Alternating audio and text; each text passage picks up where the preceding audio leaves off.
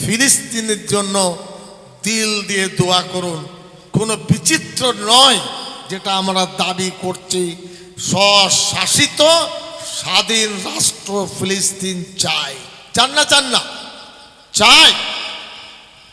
পৃথিবীতে 143টি দেশ ফিলিস্তিনের পক্ষে রায় দিয়েছে। 12টি দেশ আমেরিকা ইসরায়েল বিরোধিতা করেছে। 19টা দেশ ভোট দেয়নি। তার মধ্যে হতভাগ্য ভারতবর্ষ ভোট দেয়নি। দ্বিচারিতা, ইহাও ভালো উহাও ভালো। আমরা দুঃখিত, ভারতের এই দ্বিচারিতায় পৃথিবীতে মুখ পড়ছে। আমরা তাদের পক্ষে। বাংলা শুধু নয়, ভারত খ্যাত ফুরফুরায় এসেছি।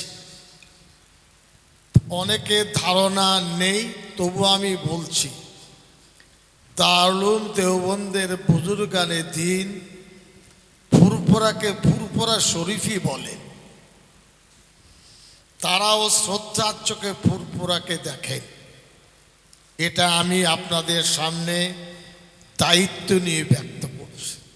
কারণ আমরা যাকে দাদা হুজুর বলি, কোনো সন্দেহ নেই হাক্কানি ওলামাদের মধ্যে তিনি একজন। এবং সেই সময় ভারতবর্ষের বুজুর্গানে দিন ফুরফুরা শরীফের এই বুজুর্গকে চিনতেন। তিনিও চিনতেন দিল্লির বুজুর্গানে দিনকে। আমি যে জমিয়ত উলামা হিন্দের সঙ্গে যুক্ত,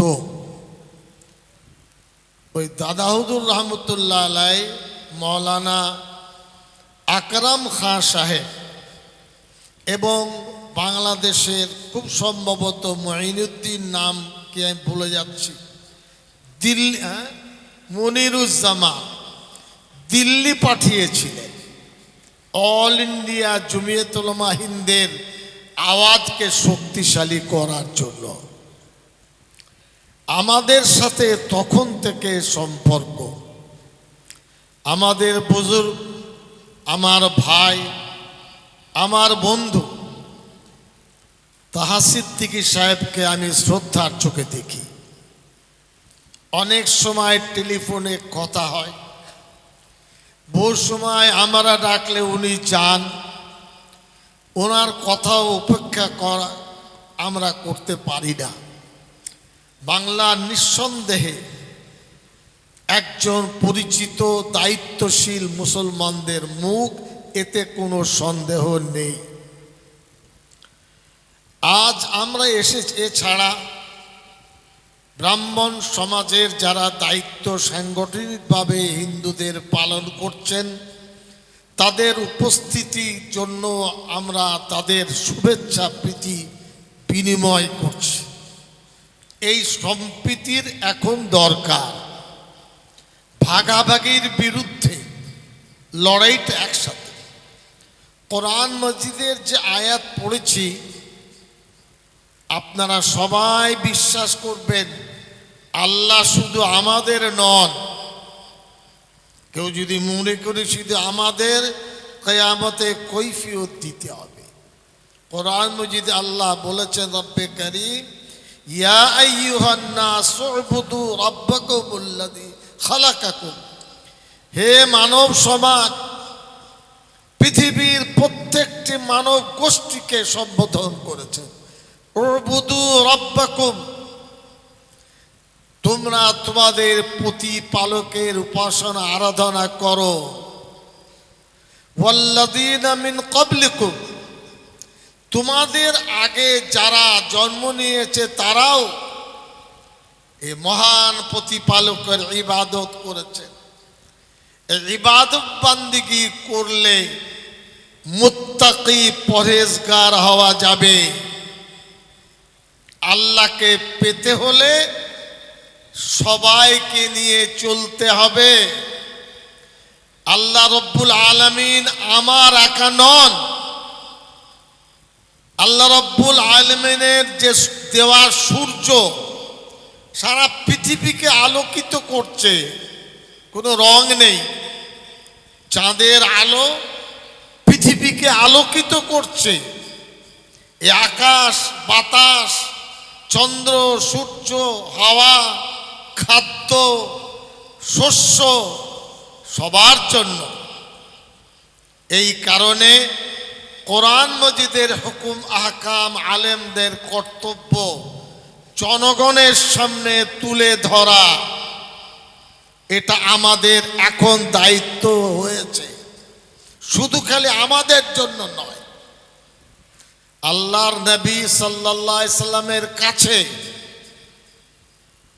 মুশরিকিন এসেছিলেন, যারা আল্লাহকে মানেন না, শিরিক করেন, দেবদেবীর পুজো করেন। এসেছেন মদিনা শরীফে, এসে বলছেন, ওগো দয়ার নবী, আপনার সাথে আমরা কিছু চুক্তি করতে চাই। প্রিয় নবী বললেন, ঠিক আছে। মসজিদে নববীতে তাদের জায়গা করে দিলেন। আজকে কল্যাণ ব্যানার্জি আমাদের বুজুর্গ তাহা সিদ্দিকী সাহেবের ধর্মীয় অনুষ্ঠানে এসেছেন। এটা ওর প্রাণের এবং আন্তরিকতা এবং বড়ত্বের পরিচয়।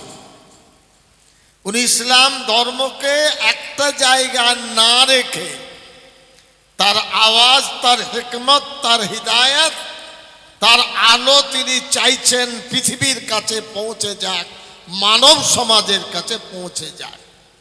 সেই মুশরিকিন সম্ভবত 12 জনের কম বেশি ছিলেন।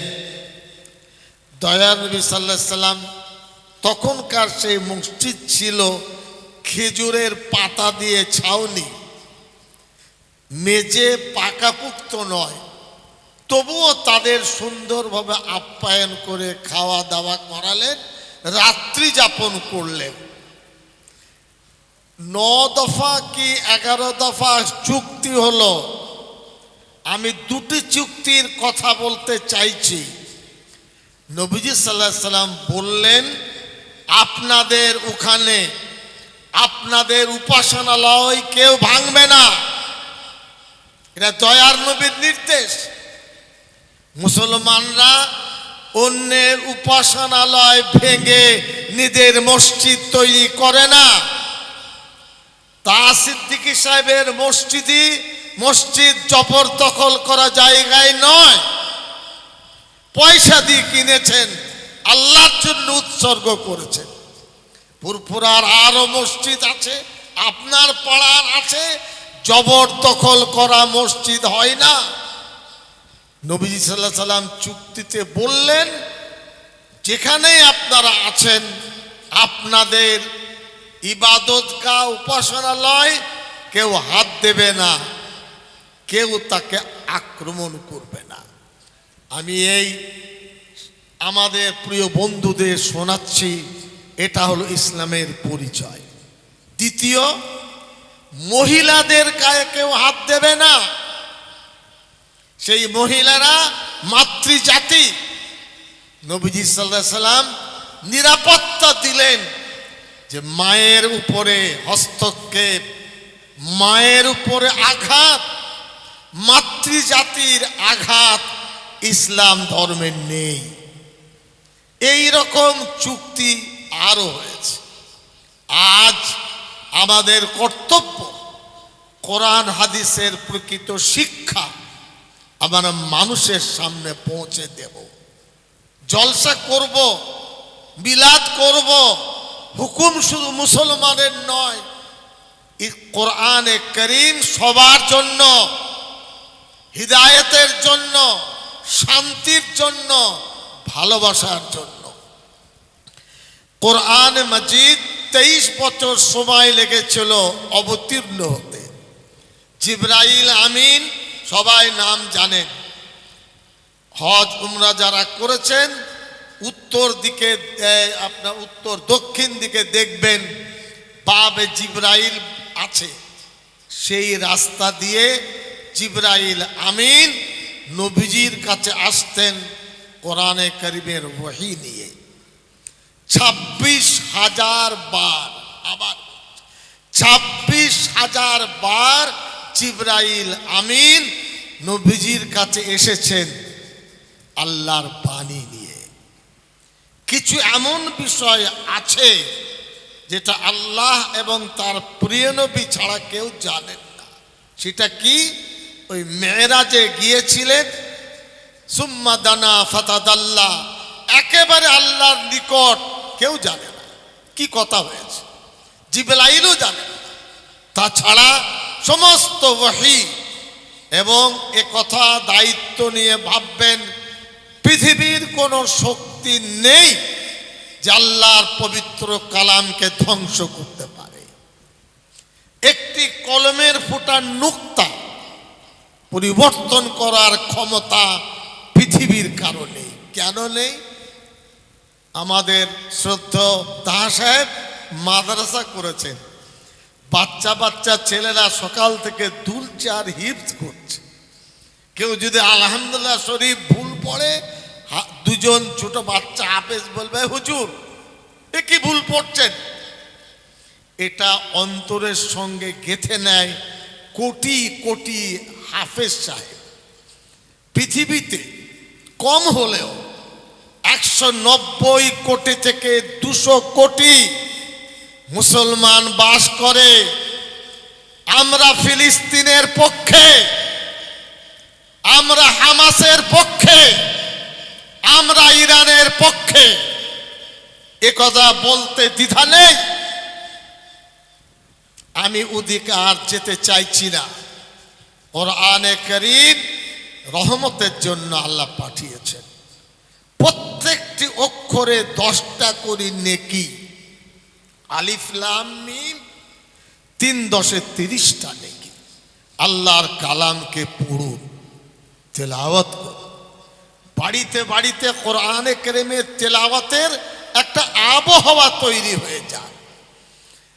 আল্লাহ রাব্বুল আলামিনের প্রিয় নবী সাল্লাল্লাহু আলাইহি সাল্লাম জিবরাইল শিখিয়েছিলেন আলিফ লামের উচ্চারণটা কেমন হবে, আইন কিভাবে উচ্চারণ হবে, কাফ কি করে উচ্চারণ হবে, আলহামদুলিল্লাহি রাব্বিল আলামিন কি করে উচ্চারণ হবে। এটা মানুষের নয়। এই যে কেরাত পড়ছেন 1450 বছর ধরে ওই ধারা পৃথিবীকে ধারণ করছে। বাংলা বইয়ের উচ্চারণ বিভিন্ন জায়গায় বিভিন্ন রকমের। ইংরেজি ভাষার উচ্চারণ ইংরেজদের আলাদা, ভারতীয়দের আলাদা। কিন্তু কোরআনে কারীম পৃথিবীতে যেখানেই তেলাওয়াত করবে তাকে আলহামদুলিল্লাহ রাব্বিল আলামিন বিশুদ্ধভাবে পড়তে হবে। এর কোনো বিকল্প নেই। নবীজি সাল্লাল্লাহু আলাইহি ওয়াসাল্লাম রাহমাতুল লিল আলামিন, তিনি হলেন পৃথিবীর আদর্শের নমুনা। জীবনে কোনোদিন মিথ্যা বলেননি, কোনোদিন অন্যায় করেননি। মানুষের কল্যাণ, উপকার আর মানুষের খিদমত, এটাই তিনি করে গেছেন। এই যে কোরআনে কারীমের প্রতিযোগিতা, এটা অত্যন্ত প্রশংসাযোগ্য কাজ। জলসা জুলুসের থেকেও এর থেকে যারা এসেছেন এলাকায় এর আলোয় আলোকিত হয়ে কোরআনে কারীম শুনুন আর মানুষকে শোনান। জলসায় কজন বসে? মা, বাবা, আব্বা, ছেলে, মেয়ে কোরআনে কারীম শেখান বা শুনুন বা শোনান। এটা অত্যন্ত গ্রহণযোগ্য। হ্যাঁ, ঠিক আছে, একদম। আপনারা দোয়া করবেন, একসাথে থাকার চেষ্টা করবেন। পশ্চিম বাংলায় 11 কোটি মানুষ, 38,000 গ্রাম, 34,500 গ্রামে মুসলমানরা বসবাস করেন। 11 সালে সেন্সাস হয়েছে, 21 সাল চলে গেছে, শতাংশ বলা হয়নি। আমি মন্ত্রী ঠিকই, কিন্তু আমি ভাবি, সে ভাবনা দিয়ে যাচ্ছি, পশ্চিম বাংলায় 36 থেকে 37% মুসলমানরা বসবাস করে।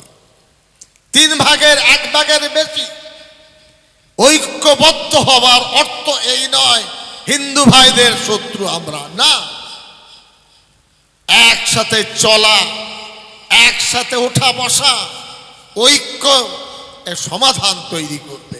আমার আনন্দিত খুশি যে আমাদের ভাই বন্ধু তাহা সিদ্দিকী সাহেব কোরআনে কারিমের আয়োজনে বিভিন্ন গুণীজনদের ডেকেছেন এবং আপনারা শুনবেন, কোরআনে কারিম শুনে মুগ্ধ হন।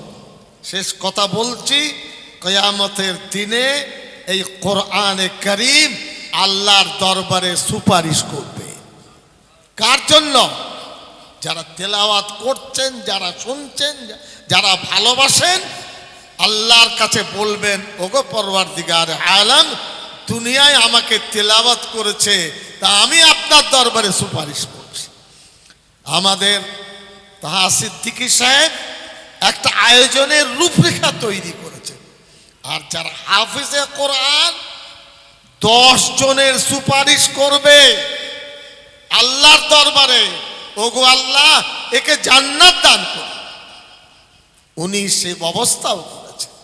আমি কম হলেও 1100টা মাদ্রাসার সভাপতি, মন্ত্রিত্ব নিজের জায়গায় 26 বছর ধরে, 1,65,000 ছেলে পড়ে সারা রাজ্যে।